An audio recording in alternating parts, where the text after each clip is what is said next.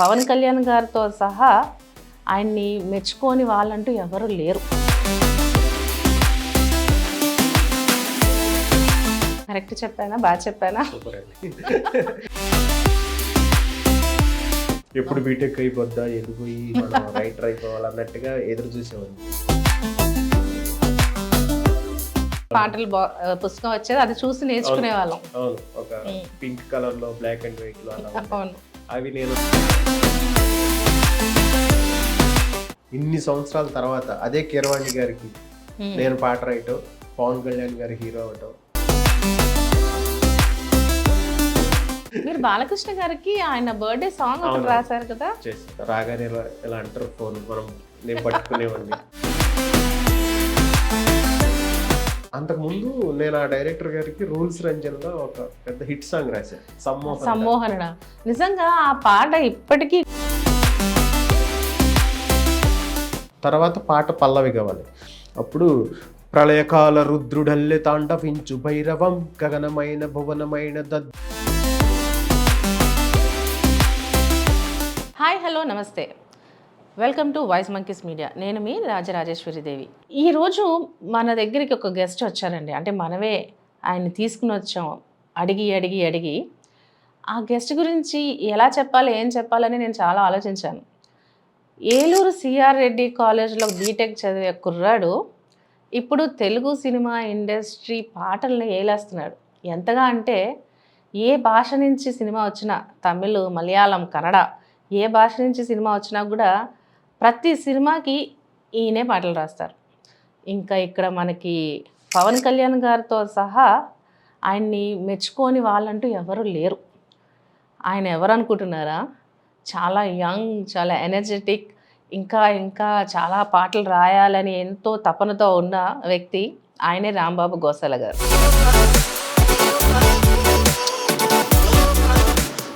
Welcome to the show అండి. Correct చెప్పానా? బాగా చెప్పానా?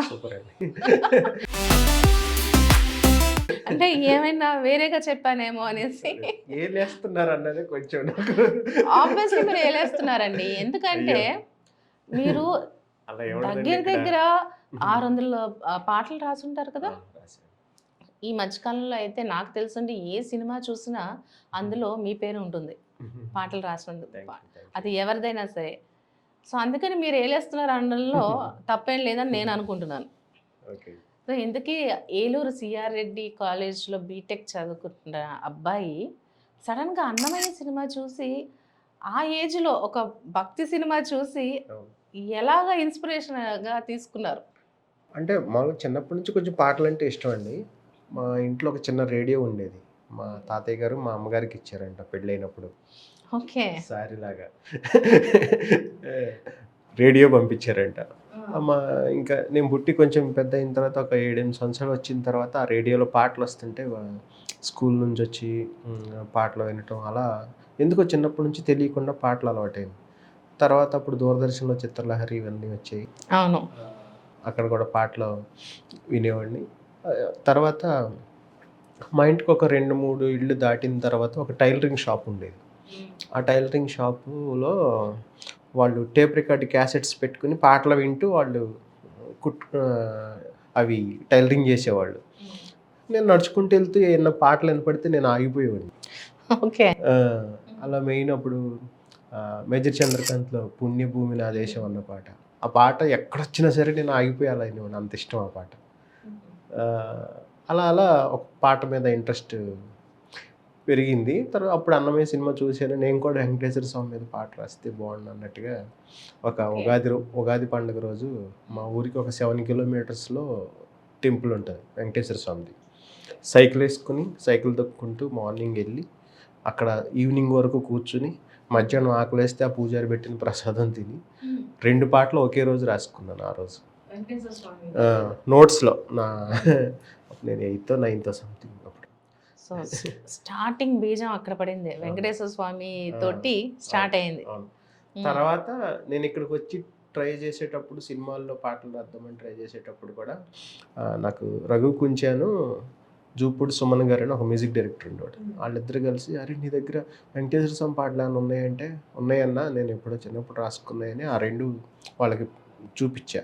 బాగుంది, ఒకసారి పాడు అన్నారు. పాడి వినిపించా. బాగుందని చెప్పి ఆ 2 పాటలు రికార్డ్ చేశారు. ఓం నమో వెంకటేశాయ అని ఒక ఆల్బమ్ రిలీజ్ అయింది ఫస్ట్ రామానాయుడు గారి చేతుల మీదుగా. ఎప్పుడో చిన్నప్పుడు రాసి పెట్టుకున్నది. ఇక్కడికి వచ్చిన తర్వాత కూడా ఫస్ట్ ఆ 2 పాటలు రిలీజ్ అయ్యాయి.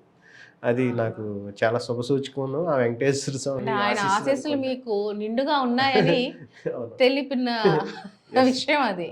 ఇంకా అక్కడ నుంచి స్టార్ట్ అయింది. తర్వాత నేను ఇంజనీరింగ్ అయ్యి ఇక్కడికి వచ్చిన తర్వాత అలా ట్రయల్స్ వేసాను. ఆ 2 పాటలు డివోషనల్ సాంగ్స్ రిలీజ్ అయ్యాయి.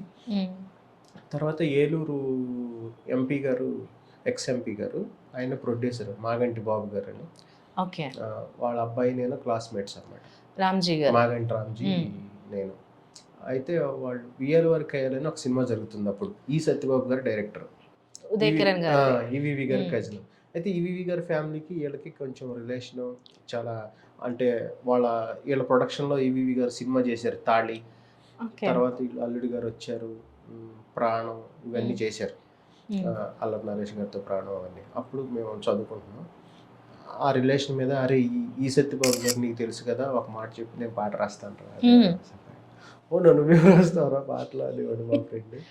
నేను రాస్తాను, నన్ను తీసుకెళ్ళు అంటే తీసుకెళ్ళి సత్యబాబు గారికి పరిచయం చేస్తే ఏవి నువ్వు రాసినవి అని ఉంటే వినిపించు అన్నారు. అప్పుడు నేను బీటెక్ టైంలో ఏం చేశానంటే ఒక 10 ఐటెం సాంగ్స్, ఒక 10 love songs, 10 breakup songs, 10 devotional songs, 10 mass songs, అలా ఒక 5-6 జోనర్లలో ఒక 100 పాటలు రాసుకున్నాను బీటెక్ లో ఉండగానే. 4 yearsలో.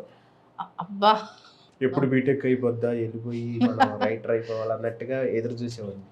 అంటే మీరు తెలుగు సాహిత్యానికి సంబంధించిన పుస్తకాలు బాగా చదివేవారా అప్పట్లోనే? అంటే ఇప్పుడు చదువుతున్నాను, అప్పుడు తెలుగు సాహిత్యం పుస్తకాలు అంటే నాకు అసలు అంతగా తెలిసేది కాదు. నాకు తెలిసిన పుస్తకం వల్ల ఒకటే, బాలసుబ్రహ్మణ్యం గారు పాడిన పాటల పుస్తకం ఉంది, 200 ఇది వరకు పుస్తకాలు వచ్చేవి. అలాగే నేను బస్సులో వెళ్ళేవాడిని కదా కాలేజీకి, బస్ స్టాండ్ లో చిన్నవి పాటల పుస్తకాలు ఉండేవి. అవి 1 రూపీ, ప్రతి సినిమాది పాటల పుస్తకం వచ్చేది, అది చూసి నేర్చుకునే వాళ్ళం. అవును, ఒక పింక్ కలర్ లో, బ్లాక్ అండ్ వైట్ లో అలా. అవి నేను కొనుక్కుని బస్ స్టాండ్ లో బుక్స్ నోట్స్ మధ్యలో పెట్టుకుని నేను ఆ బస్సులో సిటీ బస్సులు ఉంటాయి, 5వ నెంబర్ బస్సు అని చెప్పి అలా. వాడు ఏం చేసేవాడు, పాటలు పెట్టేవాడు బస్సులో, కొత్త పాటలు పెట్టేవాడు. నేను ఆడు రోజు బస్సులో ఏం పాటలు పెడుతున్నాడో చూసి ఆ పాటల పుస్తకం కొనుక్కునేవాడిని నేను బస్ స్టాండ్లో. ఆడు పాట పెడుతుంటే నేను దాన్ని రిఫర్ చేస్తూ ఉండేవాడిని, అంత ఇష్టం అనమాట. పాటల పుస్తకం లేకుండా పాట పాడుకోవటం అలా అలవాటైపోయి స్కూల్లోనే ఏదో కాంపిటీషన్ ఉంటే నేను పుణ్యభూమి నా దేశం పాట పాడితే నాకు ఏదో నటరాజ్ జామెట్రీ బాక్స్ ఏదో గిఫ్ట్ వచ్చింది. నేను అదే మొన్న హరిహర వీరమల్లో అసురహననం సాంగ్ రిలీజ్ అప్పుడు చెప్పు, ఎందుకంటే ఆ పుణ్యభూమి నా దేశం పాట పాడినప్పుడు నటరాజ్ పెన్సిల్ బాక్స్ నాకు గిఫ్ట్ వచ్చింది కదా. అదే మ్యూజిక్ డైరెక్టర్కి ఇన్ని సంవత్సరాల తర్వాత, అదే కీరవాణి గారికి నేను పాట రాయటం, పవన్ కళ్యాణ్ గారి హీరో అవటం, అది అంటే ఎక్కడ స్టార్ట్ అయింది జర్నీ, ఎక్కడికి వచ్చింది అనేది ఆ రోజు ఊరికే నెమరు వేసుకున్నాను అనమాట స్టేజ్ మీద. చాలా చాలా హ్యాపీ అనిపించింది. అంటే ఇప్పుడు చాలా తక్కువ మందికి అలా జరుగుతుంటాయండి, వాళ్ళు అనుకున్నవన్నీ జరగడం.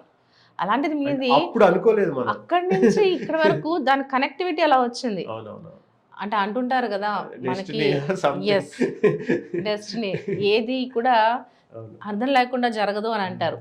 మీకు అప్పుడే పడింది స్టార్టింగ్ పాయింట్. అలాగే చిన్నప్పటి నుంచి బాలకృష్ణ గారు అంటే ఇష్టం, అది ఎప్పుడవుతుందా అని చూస్తున్నా. మీరు బాలకృష్ణ గారికి ఆయన బర్త్డే సాంగ్ ఒకటి రాశారు కదా? చేశాను, ఒక 2 పాటలు. అప్పుడు ఆయన్ని కలిసారా? కలిసాను. ఏమన్నారా ఆ సాంగ్స్ విని? మరి నెక్స్ట్ సినిమాలో అవకాశం ఇస్తామని ఏమని అన్నారా? నేను అడగలేదు, జస్ట్ క్యాజువల్గా మాట్లాడాం. చాలా చాలా జోవియల్గా, చాలా అంటే చాలా ఎనర్జెటిక్గా ఉంటారు ఆయన. చుట్టూ ఉన్న వాళ్ళందరినీ చాలా చాలా హ్యాపీగా ఉంచుతారు. నేను ఫస్ట్ భయపడ్డాను కానీ అసలు అదేం ఉండదు, చాలా ఫ్రెండ్లీగా. రాగానే ఇలా అంటారు ఫోన్, నేను పట్టుకునేవాడిని. ఆయన ఏదో స్టూడియోలో ఓ పాట పాడేవాడు సరదాగా కరోనా టైంలో.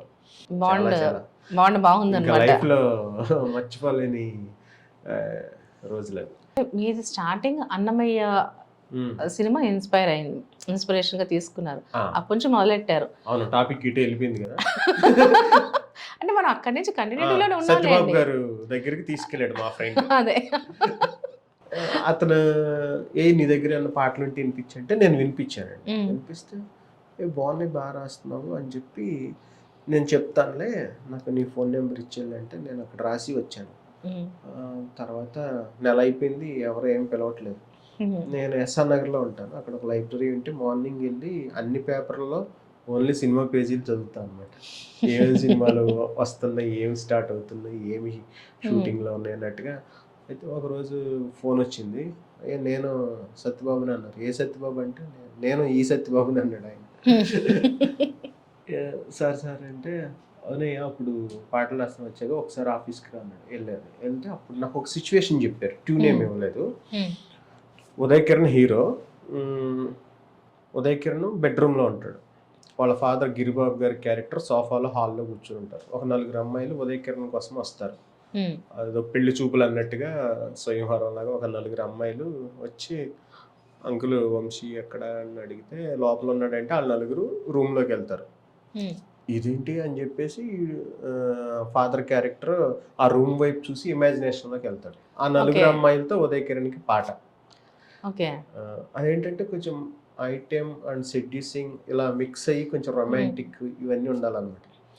మనం కొంచెం ఫ్రెష్గా అప్పుడే బీటెక్ అయ్యి వచ్చాము, ఏదన్నా ఒక లవ్ సాంగ్ ఇస్తారేమో మంచిగా రాద్దాం అనుకున్నా. కానీ ఆయన ఆ సిచ్యువేషన్ చెప్పారు. అయితే నేను ఒక 1 year నుంచి ట్రై చేస్తున్నాను కదా అప్పటికి, కానీ ఛాన్స్ కోసం ట్రై చేసి వచ్చిన ఛాన్స్ మనం నేను రాశాను ఒక పాట. ఒక్క వర్డ్ కూడా చేంజ్ చేయకుండా ఓకే చేశారు. రమణ గోగుల్ గారు మ్యూజిక్, లగడపాటి శ్రీధర్ గారు ప్రొడ్యూసరు, ఈ సత్యబాబు గారు డైరెక్టరు, ఉదయ్ కిరణ్ గారు హీరో, శ్రీహరి గారు మెయిన్ పాత్ర ఆ సినిమా. అది వియ్యాల వరకు అయ్యాలి. సో అది మీ first song. So first song రాగానే మీకు అంటే అప్పుడే కాలేజ్ నుంచి బయటకు వచ్చారు కదా, ఇంకా మనం లిరిసిస్ట్ అయిపోయాం, మనకు అవకాశాలు వచ్చేస్తాయి, ఇలాంటివి ఏమన్నా ఊహాలోకంలోకి వెళ్ళిపోయారా? ఆ లోకంలోనే ఉన్నాను. ఎందుకంటే అప్పుడు అంటే నా ఫస్ట్ పాటే రమణ గోగుల్ గారి మ్యూజిక్ లో. రమణ గోగుల్ గారు అప్పుడు పవన్ కళ్యాణ్ గారు సినిమాలు చేసేవారు. అప్పుడు అన్నవరమో ఏదో వచ్చింది పవన్ కళ్యాణ్ గారు రమణ గోగుల్ గారి కాంబినేషన్ లో. తర్వాత యోగి అని ఒకటి రమణ గోగుల్ గారి మ్యూజిక్ లో వచ్చింది. యోగి నన్ను, అప్పుడు ఆ పాట బాగా ఊపుతుంది. నేను ఆ మ్యూజిక్ డైరెక్టర్ కి నేను పాట రాశానన్న ఒక చిన్న ఇదిలో ఉండి, మన పెద్ద బ్యానర్ పెద్ద డైరెక్టర్, ఇంకా ఊహాలోకం ఇంకా చాలా పెద్దగా మనం చాలా పాటలు రాసేయచ్చు మనం అది అనుకున్నాం. అదొకటి. ఆ ఫస్ట్ సినిమాకే వేటూరు సుందరరామూర్తి గారు పక్కనే నా పేరు పడటం అసలు లైఫ్లో అసలు ఎంత హ్యాపీనెస్ అంటే, ఎందుకంటే అనంత్ శ్రీరామ్ గారు రాశారు ఆ సినిమాకి, వేటూరు గారు రాశారు, నేను రాశాను. వేటూరు గారు పక్కన నా పేరు చూసుకుని చాలా పొంగిపోయారు అనమాట. తర్వాత కొన్నాళ్ళకి మళ్ళీ వేటూరు గారి దగ్గర కొంచెం వర్క్ చేశాను. సో ఆయన శిష్యులుగా మీరు ఉన్నారు వేటూరు సుందరరామూర్తి గారి దగ్గర. ఎన్నాళ్ళు ఆయనతోటి ట్రావెల్ చేశారు? ఒక 2 years. 2 years. ఆయన చనిపోయారు. ఇక తర్వాత నేను అప్పుడు నాకు ఉయ్యాల జంపాల అవకాశం వచ్చింది. ఉయ్యాల జంపాల హిట్ అయిన తర్వాత అంటే మీకు ఫస్ట్ ఉదయ్ కిరణ్ గారి మూవీకి ఉయ్యాల జంపాల సినిమాకి చాలా గ్యాప్ ఉన్నట్టుంది కదా. అంత ఊహాలోకంలో ఉన్నారు, 5 సంవత్సరాలు గ్యాప్ వచ్చింది. అదే అంటే ఇంకా మనకి మంచి సినిమా పడింది, ఆ సినిమా అంతగా ఆడలేదు. మీరు ట్రై చేయలేదా? ఇంకా ట్రై చేసా కానీ ఎక్కడికైనా చూద్దాం అమ్మా పిలుస్తా అనేవాళ్ళే కానీ ఎవరు పిలవట్లేదు. ఒకటి 2 చిన్న సినిమాలు రాశాను. అవి ఒక సినిమా ఏమో షూటింగ్కి వెళ్ళకుండా ఆగిపోయింది, ఒక సినిమా ఏమో సగం షూటింగ్ అయ్యి ఆగిపోయింది. ఇలా కాదని అప్పుడు ఇంకా మా నాన్నగారు ఏదో ఒక చదువేవు కదా, ఏదైనా జాబ్ చేసి బెటర్ కదా అంటే, అప్పుడు మా ఫ్రెండ్స్ ఐసిఐసిఐ బ్యాంక్ లో చేస్తున్నారు. బీటెక్ టెక్ బ్యాక్గ్రౌండ్ నుంచి మళ్ళీ బ్యాంకింగ్ వెళ్ళారు, సంబంధం లేదు. అదేంటంటే కొంచెం ఓల్డ్ ఏజ్ పెన్షన్స్ వాళ్ళకి ఒక కార్డులు ఇచ్చారు.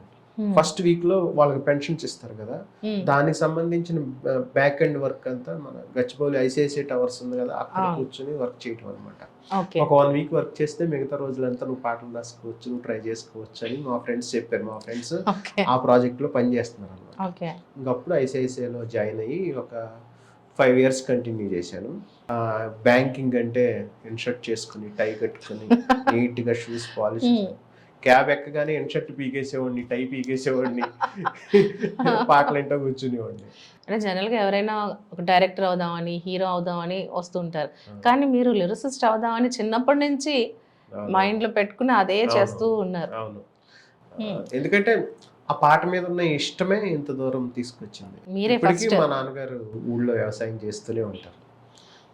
పొద్దున్నే సైకిల్ వేసుకుని పొలానికి వెళ్తారు, వస్తారు. మీరు ఊరికి రెగ్యులర్గా వెళ్ళి వస్తుంటారు అనుకుంటా కదా. నేను ఒక 2-3 మంత్స్ అంటే మీ పిక్స్ అవి చూస్తూ ఉంటే అనిపిస్తుంది అనమాట, సంక్రాంతికి అని అయితే అంటే ఏదైనా మా నాయనమ్మ ఉన్నారు. గుడిలో ఏదైనా ఫెస్టివల్ ఆవిడకి ఏంటంటే నేను నెలకి 2 నెలలకి ఒక 2-3 రోజులన్నా ఆమెతో ఉండాలి, లేదంటే ఆమె ఉండలేరు. ఓకే. అంటే ఎందుకంటే చిన్న వ్యవసాయ కుటుంబం కదా, ఆ రోజుల్లో ఇంజనీరింగ్ చదువుకున్నాడంటే కొంచెం వాళ్ళకి మంచి జాబ్ వస్తే మంచిగా సెట్ అవుతాము, అంత బాగుంటుంది అన్న ఒక ఇదిలో ఉంటారు. అలాంటి టైంలో నేను ఆ ఇంజనీరింగ్ పక్కన పెట్టేసి నేను పాటలు అని చెప్పి సినిమాలు ఆ పాటలు పట్టుకుని తిరుగుతుంటే, ఏ పాటలు పట్టుకుని రోడ్లు అంటే ఈ ఎన్నాళ్ళు తిరుగుతావు అన్నట్టుగా కొంచెం బంధువులు వాళ్ళు కూడా, ఎందుకు పెద్దోడు అలా అంత బాగా చదువుతాడు, చదువుకున్నాడు కదా, జాబ్ లేకుండా ఎందుకని చెప్పి చాలా మంది అమ్మ నాన్నని అలా అంటే 1-2 సార్లు ఏదైనా జాబ్ చేస్తే బెటర్ ఏమో అంటే, అప్పుడు నేను ఇక అసలు ఏం చేయలేని పరిస్థితుల్లో కొంచెం ఫైనాన్షియల్గా సపోర్ట్ కూడా కావాలి కాబట్టి అప్పుడు ఐసిఐసిఐకి వెళ్ళాను అనమాట. తర్వాత మీకు ఫ్రెండ్స్ సపోర్ట్ కూడా బాగుంది కదా. బాగా, ఎందుకంటే నాకు ఇంజనీరింగ్ ఫ్రెండ్స్ మేమంతా కలిసి వచ్చి ఇంజనీరింగ్ అయ్యాక ఇక్కడ ఎస్ఆర్ నగర్లో ఒక రూమ్ తీసుకుని కోర్సులు నేర్చుకునే వాళ్ళం, సాఫ్ట్వేర్ సైడ్ అంటాను. ఇలా ఎన్ని సంవత్సరాలు తిరిగారు మీరు? ఒక 3 years. ఫస్ట్ ఒక సంవత్సరం తిరిగిన తర్వాత విఎల్ వర్క్ అయ్యాలి వచ్చింది. తర్వాత సంవత్సరం ఒక 2-3 చిన్న సినిమాలు రాశాను. తర్వాత ఖాళీగా ఉండి ఒక సంవత్సరం బాగా ట్రై చేశాను, రాలేదు. అప్పుడు జాబ్ జాయిన్ అయ్యా. జాబ్ చేస్తూ మళ్ళీ ట్రయల్స్, మార్నింగ్ టు ఈవినింగ్ వరకు ఆఫీస్కి వెళ్ళినా, మళ్ళీ ఈవినింగ్ వచ్చేసి ఎవరన్నా కలవాలంటే ఇటు కృష్ణానగర్ ఇలా రావటం, ఎవరన్నా ఉంటే కలవటం, అలా ట్రై చేస్తూనే ఉన్నా. తర్వాత ట్రయల్స్ ఆపలేదు, రాయటం ఆపలేదు. ఇంకా అప్పుడు ఉయ్యాల చంపాలకు రాసిన తర్వాత, ఉయ్యాల చంపాలేదు ఎలా వచ్చింది మరి? విరించి వర్మ అని మా ఫ్రెండ్, అతను డైరెక్టర్, అతను మా ఊరు దగ్గరే, ఇక్కడికి వచ్చాక పరిచయం నాకు. అంటే అతను ఉయ్యాల జంపాల కథ పట్టుకుని తిరుగుతున్నప్పుడు, మా ఫ్రెండ్ మాగంటి రామ్జీ అన్నాను కదా, వాళ్ళ తాతగారు గ్యాంగ్ లీడరు, ఖైదీ నెంబర్ 786, బిగ్ బాస్ వాటికి ప్రొడ్యూసర్. వాళ్ళ నాన్నగారేమో తాళి, మనోహరం, అల్లుడి గారు వచ్చారు ప్రొడ్యూసర్. ఇప్పుడు మేము సినిమాల్లోకి వెళ్ళాలని వాడు ప్రొడక్షన్ చేద్దామంటే ఉయ్యాల జంపాల కథ చెప్పించారు. మా రామ్జీ ప్రొడ్యూసర్గా, విరించి వర్మ డైరెక్టర్గా, నాని హీరోగా. అంటే ఉయ్యాల జంపాల సినిమాకి ఫస్ట్ అనుకుంది నాని గారు. అవునవును. అయితే కథ నచ్చింది మా అందరికి, చేద్దాం అనుకున్నాము. తర్వాత మా అంకుల్ని అడిగితే, ఏది మాగంటి బాబు గారిని అడిగితే, బడ్జెట్ ఎంత అంటే 1,20,00,000 ఎలాగ అప్పుడు సినిమా బడ్జెట్ మొత్తం. అది చిన్న బడ్జెట్ సినిమా వద్దులే, మీ తాతగారు గ్యాంగ్ లీడర్ ఇవన్నీ చేస్తున్నారు కదా, ఇప్పుడు నేను మీడియం సినిమాలు చేశాను, ఇప్పుడు మాగంటి రవీంద్రనాథ్ గారు మనవడు సినిమాల్లో ఇంట్రడ్యూస్ అవుతున్నారంటే ఒక పెద్ద సినిమా గ్రాండ్ గా వెల్కమింగ్ ఉండాలి. అప్పుడు ఏదో స్రవంతి రవికిషోర్, రామ్ హీరోగా, సురేందర్ రెడ్డి డైరెక్షన్లో ఏదో చేద్దామని కొన్నాళ్ళు డిస్కషన్ జరిగింది. తర్వాత ఎంఎస్ రాజు గారు అబ్బాయిని హీరోగా పెట్టి తూనేగా సినిమా చేశాను. తూనేగా సినిమాకి మా ఫ్రెండ్ ప్రొడ్యూసర్ రామ్. ఆ సినిమా ఆడలేదు. ఆ సినిమాకి రాసారా మీరు? లేదు, రాయలేదు. ఎంఎస్ రాజు గారు అప్పుడు సీతారాం శాస్త్రి గారితో ఎక్కువ రాయించేవాళ్ళు, వాళ్ళతోనే వెళ్ళిపోయారు, దానికి రాయలేదు.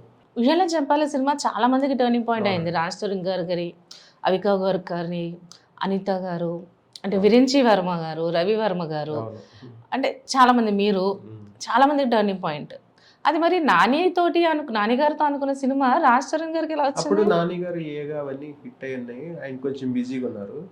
రాజతరుణ్ గారు నాకు తెలిసి ఆయన డైరెక్షన్ డిపార్ట్మెంట్ అసిస్టెంట్ డైరెక్టర్ గా వచ్చేసారు. అయితే చిన్న ట్రయల్ షూట్లు చేస్తాం కదా ఆఫీసులో, అలా ఏది ఈ సీన్ నువ్వు ఎలా చేస్తావు అని ట్రయల్ షూట్ చేసినప్పుడు, ఇతను బాగానే చేస్తున్నాడు కదా, ఇతనితో చేసేద్దామని.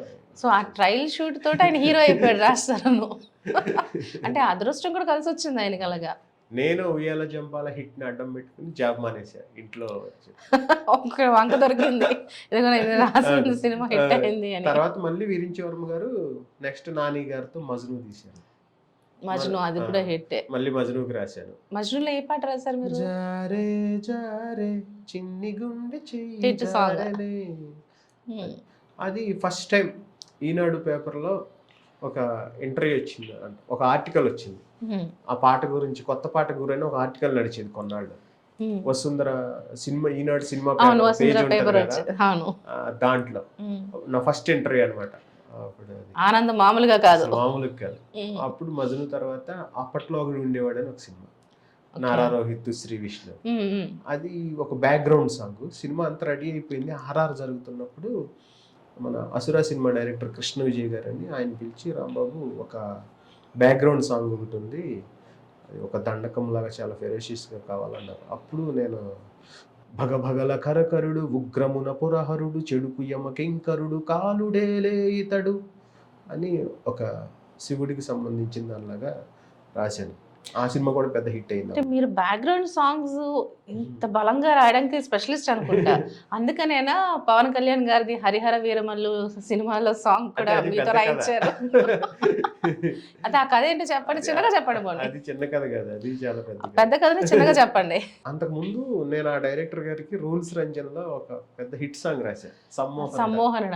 నిజంగా ఆ పాట ఇప్పటికీ కూడా చాలా ట్రెండింగ్ లో ఉంది. మోర్ దెన్ 60 మిలియన్ వ్యూస్ ఉన్నాయి దానికి. ఆ సాంగ్ అయితే చాలా పెద్ద హిట్ సాంగ్. ఆ పాట అంత పెద్ద హిట్ అయిన తర్వాత ఆ హరిహర వీరమల్లు సినిమా మధ్యలో కొంత బ్రేక్ వచ్చింది దానికి షూట్కి. అప్పుడు కృషి గారు వేరే ప్రాజెక్ట్కి ఏదో మూవ్ అయినట్టున్నారు. అప్పుడు ఏం రత్నం గారు అబ్బాయే జ్యోతికృష్ణ గారు కాబట్టి ఆ ప్రాజెక్ట్ టేకప్ చేశారు.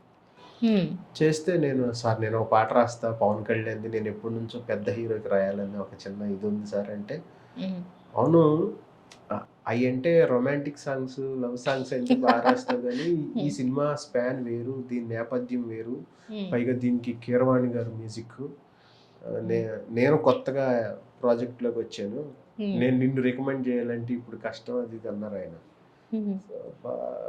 సార్ మంచి హిట్ సాంగ్ ఉంది సార్ మన కాంబినేషన్లో, దీనికంటే పెద్ద హిట్ సాంగ్ చేద్దాం సార్ అని నేను. కో డైరెక్టర్ రంగనాథ్ గారు అని ఉండేవాళ్ళు, ఆయనకి జ్యోతికృష్ణ గారికి ఇద్దరికి రోజు వాట్సాప్లో ఫాలోఅప్లు.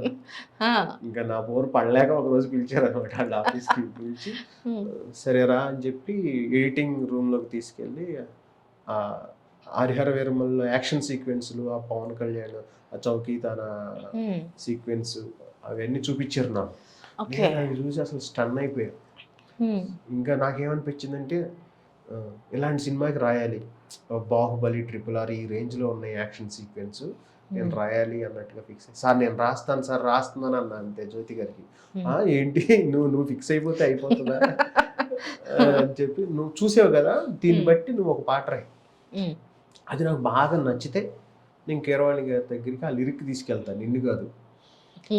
ఆ లిరిక్ కూడా ఆయనకి నచ్చితే ఆయన చేసిన తర్వాత మళ్ళీ మార్పులు చేర్పులు ఇవన్నీ ఉంటాయి. అవన్నీ అయిన తర్వాత అందరికీ ఓకే అంటే నీ పాట ఉంటుంది, లేదంటే లేదు, నువ్వు ఒకసారి ట్రై చేయను. నేను దాన్ని చాలా ఛాలెంజ్గా తీసుకున్నాను. ఎందుకంటే ఎన్ని రోజుల్లో రాశారు మీరు ఆ పాట? అది ఒక 2-3 డేస్. 2-3 డేస్లో రాసేసారు? అసలు ఎట్టి పరిస్థితుల్లో ఈ ఛాన్స్ని మనం వదులుకోకూడదు. అదొకటి 2014 ఎండింగ్ ఉయ్యాల జంపాల, అప్పటి నుంచి ఇప్పటి వరకు 10 years నుంచి నేను పాటలు రాస్తున్నా. ఈ 10 years నుంచి కూడా ఒక పెద్ద సినిమాకి రాయాలి, డైరెక్ట్ సినిమాకి రాయాలనే ఒక అవకాశం కోసం చూస్తున్నా. ఇప్పుడు వచ్చింది, దీన్ని నిరూపించుకోవాలని నేను చాలా గట్టిగా డిసైడ్ అయ్యి, ఒక డైరెక్టర్ ఒక సినిమా స్క్రిప్ట్ రాసి హీరోని ఒప్పించాలంటే ఆయన హీరో ఇంట్రడక్షన్, ఇంటర్వెల్ ఎపిసోడు మంచి భారీగా, తర్వాత మళ్ళీ ప్రీ క్లైమాక్స్లో ఒక పెద్ద ఎపిసోడు, ఇంకా ఎండింగ్ క్లైమాక్స్ ఒక రేంజ్లో, అలా ఒక స్క్రిప్ట్ రాసుకుంటారు కదా, ఒక కమర్షియల్ సినిమా స్క్రిప్ట్ రాసుకున్నట్టుగా నేను పాటను అలా ఊహించుకున్నా. ఎవరన్నా దేవుళ్ళు లాంటి వస్తే బాగుండు అనుకుని ఎదురు చూస్తున్న టైంలో ఇంట్రడక్షన్ లాగా తీసుకున్నాను నేను. అది ఒక దేవుడు వస్తే బాగుండని. అప్పుడు అందుకు నేను వజ్రదేహాయ భభ్రురూపాయ ఉగ్రవ్యాఘ్రాయ త్రిపురనాశకాయ అలా ఒక సాకిలాగా ఒక దేవుణ్ణి ఒక దేవుణ్ణి కీర్తిస్తున్నట్టుగా, అదే దేవుడు రా మమ్మల్ని కాపాడటానికి అన్నట్టుగా స్టార్టింగ్ అలా పెట్టుకున్నాం. తర్వాత పాట పల్లవి కావాలి. అప్పుడు ప్రళయకాల రుద్రుడల్లె తాండవించు భైరవం గగనమైన భువనమైన దద్దరిల్లు రౌరవం నిసిని చీల్చు క్షిద్రుడల్లె ఉద్భవించు ఆయుధం రక్షకైన శిక్షకైన చొచ్చుకెళ్ళు రణధ్వనం ధిమిత ధిమిత ధిమిత ధిమిత ధిమిత ధిమిత ధిమిత హే ధిమిత ధిమిత ధిమిత ధిమిత ధిమిత ధిమిత ధిమిత. అప్పుడు ఇంకా చరణంకి వచ్చేప్పటికి ఇంకేం చెప్పాలి, ఇంకా ఫెరోషియస్గా చెప్పాలి. అప్పుడు రా రా అసురులే ముసురుకోగా రా రా అహితులే కసురుకోగా రా రా శిరసులే తురిమి వేయరా అని చెప్పి చరణం రాసి. ఇంకా అది భరతమాత నుదుటి రాత మార్చు ధీమసం అని ఆయన నిజ జీవితానికి సినిమాలో ఉన్న క్యారెక్టర్కి రెండింటిని బ్యాలెన్స్ చేస్తూ ఆయన పొలిటికల్గా కూడా ఉన్నాడు. భరతమాత నుదుటి రాసే అంత ధీమసం ఆయన దగ్గర ఉంది అన్నట్టుగా అది ఆయన కోసం రాసిన లైన్ అనమాట. ఎండింగ్ లైన్ అలా ఇచ్చి ఈ 4 స్టాంజాలు ఒక 4 పేపర్లో ప్రింట్ తీసుకుని వెళ్ళి మా జ్యోతి గారి దగ్గర పాడి వినిపించాను. ఇదంతా మీ ఓన్ ట్యూనింగ్తో పాడిన పాట ఇప్పుడు మీరు పాడినది ఇది కూడా, లేదా ఇలాగే అనుకుని మీరు అక్కడ కూడా ఇలాగే పాడి వినిపించారా? పాడి వినిపించాను. అప్పుడు వాళ్ళందరికీ బాగా నచ్చింది. అసలు జ్యోతి గారు అయితే చాలా హ్యాపీ, అసలు నువ్వు ఇలా రాస్తావు అనుకోలేదు, చాలా బాగుంది అని చెప్పి ఇంకా అప్పుడు నేను కీరవాణి గారితో మాట్లాడి నీకు చెప్తాను అన్నారు. నేను భయపడుతూ వెళ్ళాను. ఆయన మార్నింగ్ 8:30 కల్లా వచ్చేయమన్నారు. ఆయనే ఫోన్ చేశారు, కీరవాణి గారే. జ్యోతి గారు మీ నెంబర్ ఇచ్చారండి రాంబాబు గారు, మీరు ఒకసారి రాగలరా అంటే వస్తాను సార్ అన్నాను. వెళ్ళాను. ఏ ఊరు మీది అన్నారు. ఏలూరు అండి అన్నారు. మాది కూడా అదే ఊరు అన్నారు ఆయన. జతేసుకున్నారు. ఏది పాట అన్నారు. వచ్చాను. ఆయన నేను అసలు పాడి వినిపించలేదు, జస్ట్ లిరిక్ అలా పెట్టాను. ఇప్పుడు నేను మీకు ఎలా నేను ప్రళయకాలరు అని పాడాను కదా మీ దగ్గర, ఆయన ప్రళయకాల రుద్రుడల్లె తాండవించు భైరవ అదే ట్యూన్లో, అంటే మేటర్ ఒకటే కదా. అంటే ఎంత సరస్వతి పుత్రులో చూడండి. అసలు నేను పాడి వినిపించలేదు ఆయనకి అసలు. ఆయన పాడుకుంటూ వెళ్ళిపోయారు ఎండింగ్ వరకు. వెళ్ళిపోయి పాట ఓకే చాలా బాగుంది, చాలా బాగా రాసింది, మ్యూజిక్ అయిన తర్వాత ఒకవేళ ఏమన్నా చిన్న ఉంటే నేను చెప్తాను అన్నారు. అంతే. ఇంకా ఆయన చెప్పనే లేదు, పాట రిలీజ్కి వచ్చేసింది. ఇంకా అప్పుడు వరకు కూడా నేను ఎవరికి చెప్పలా. అంటే ఇది జరిగిన ఒక 2-3 నెలలకి పాట రిలీజ్కి వచ్చింది.